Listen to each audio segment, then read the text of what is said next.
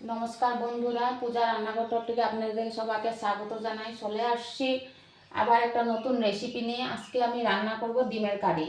ডিমের কারি কিভাবে রান্না করব সেটাই আপনাদের সামনে শেয়ার করব। ডিমের কারি রান্না করার জন্য আমি আগে গ্যাসটা জ্বালাই নিব।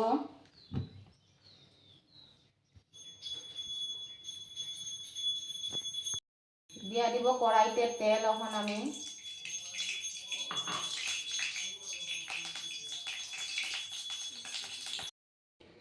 এখন আমি ডিমে এখন দিয়ে দিব একটু হলুদ, দিয়ে দিব অল্প লবণ, দিয়ে আমি ডিমটা আগে ভেজে নিব।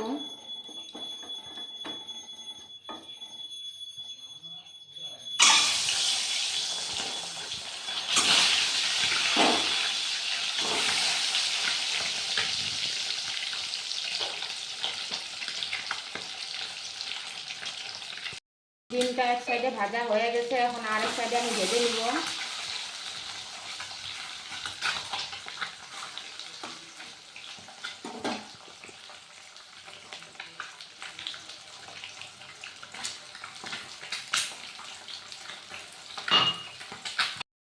ডিমটা ভাজা হয়ে গেছে, এখন আমি নামিয়ে নিব।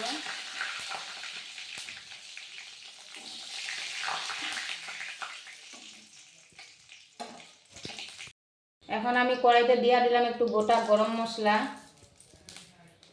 দিয়ে দিব একটু কালো জিরা। করার জন্য আমি পেঁয়াজটা পেস্ট করে রাখছিলাম, এখন আমি দিয়ে দিলাম।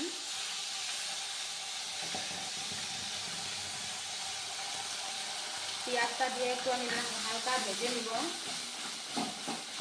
ভাজতে ভাজতে পেঁয়াজের কালারটা একটু হলুদ হলুদ কালার হয়ে আসবে।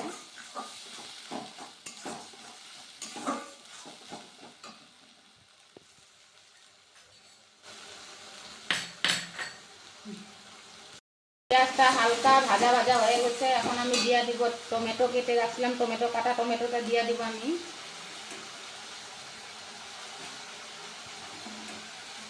টমেটো দিয়ে আমি ভাজা ভাজা করব। পেঁয়াজ আর টমেটোটা ভাজা ভাজা হয়ে গেছে, এখন দিয়ে দিব আমি পরিমাণ মতন লবণ, দিয়ে দিব পরিমাণ মতন হলুদ, দিয়ে দিব সামান্য জিরার গুঁড়া, দিব অল্প লঙ্কার গুঁড়া। লঙ্কার গুঁড়াটা দিয়ে আমি এখন একটু ভাজা ভাজা করে নেব।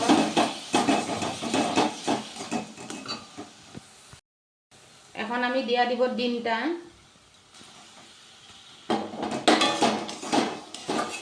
দিয়ে এখন আমি ভাজা ভাজা করে নিব।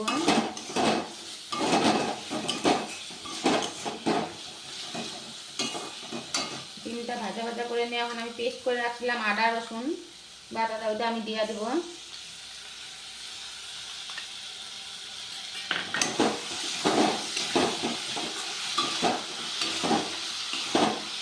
আদা রসুন বাটাটা দিয়ে একটু আমি ভাজা ভাজা করব।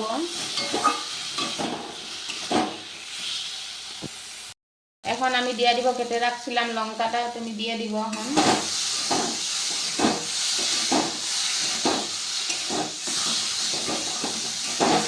আদা রসুন পেস্ট করে রাখছিলাম, ওই জলটা আমি দিয়ে দিব।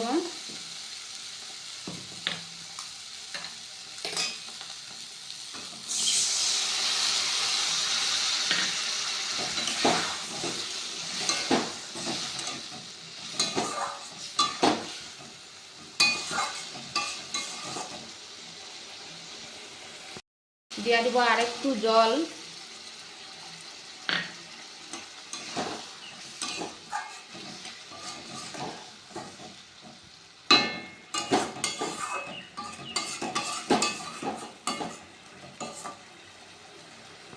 দিয়ে দিব এখন সানরাইজ গরম মশলা,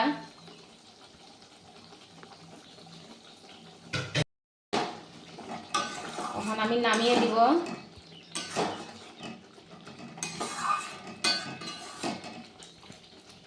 যে আপনাদের সামনে রেডি ডিমের কারি, আপনারা বাড়িতে বানিয়ে দেখতে পারেন।